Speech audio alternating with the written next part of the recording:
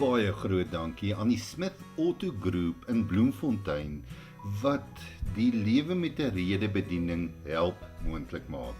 In Lukas 12 staan hierdie woorde, Lukas 12 vers 25. Daar staan, trouwens, wie van julle kan deur om te bekommer sy lewe met 1 uur verleng? Wie van julle kan deur om te bekommer sy lewe met 1 uur verleng? Het jy al gesien hoeveel keer ons onsself in 'n onoorkombare kloof van bekommernisse indink? Hoeveel keer ons alle vreugde van die lewe prysgee as gevolg van bekommernisse? Goedheid soos, ek sal dit nooit maak nie. Ek sal nooit hierdie vak deurkom nie. Ek sal nooit al my werk klaar kry nie. Ek sal dit nooit kan doen nie. Weet jy waarvan ek praat? Ja, dan voel dit mos ons dra hierdie amper ondraaglike swaar las op ons skouers en dit voel of dit ons sommer so teen die grond druk. En natuurlik die wat as in ons lewe help ook nie baie nie, né? Wat as die yskas breek? Wat as die motor gaan staan? Wat as hierdie pyn in my lyf wat ek vanoggend vir die eerste keer voel dalk 'n terminale siekte is? Wat daarvan as my lewensmaat my nie meer liefhet nie? Wat as die kinders nie weer bel nie? Wat as?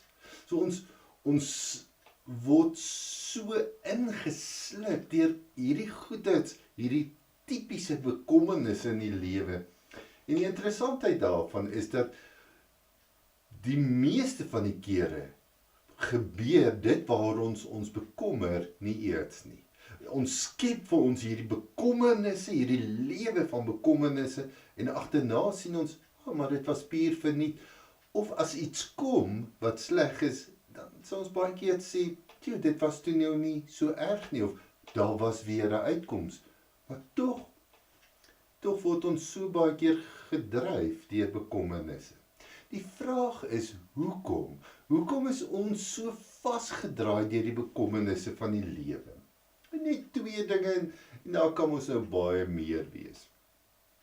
Miskien vind ons die sekuriteit van ons lewe in ek is in beheer, in plaas van hy is in beheer. Ja, ek wil beheer neem van my lewe. Ek wil sê, ek wil weet wat môre en oormôre gaan gebeur en as ek nie beheer het daaroor nie, as ek beheer verloor, dan raak my maag so op 'n knop getrek, né? Ons ken almal daai gevoel. En die interessantheid is, as ons eerlik wil wees, ons ken maar net die nou.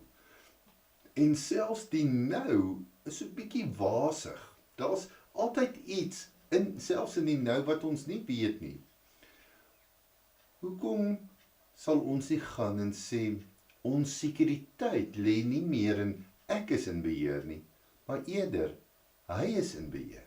Ek dink dis dalk een van die goedheid waaraan ek struikel, en dis hoekom bekommernis is so baie keer 'n deel van my lewe vorm. Die tweede ding, wat ek dink baie keer maak, dat ons so in bekommernis leef, is ons, en ek sit dit in aanhalingstekens, ons beperk God met ons menslike beperkings. Ag, kom ons wees nou maar eerlik, ek verstaan nie almag regtig nie. Ek verstaan nie alwetend regtig nie. Ek verstaan nie onbegrens regtig nie. Maar dis wie God is. So omdat God al hierdie eienskappe het, maar ek glad nie regtig dit verstaan nie, beperk ek God en sê, maar God kan eintlik volgens my denke, sonder dat ek dit sê, God kan eintlik net doen wat ek kan doen, wat die mens kan doen. So ons beperk God baie keer met ons beperktheid. Is daar bekommernisse wat jou lewe oorheers? Is daar dinge wat jou lewe stuur, wat hierdie swaar las in jou laat omdra? Wil jy dit nie nou aan die voete van die Here neerlê? en sê, Here, ek gee dit oor aan U, want U is in beheer. 'n Baie groot dankie aan die Smith Auto Group in Bloemfontein wat die lewe met 'n rede bediening help moontlik maak.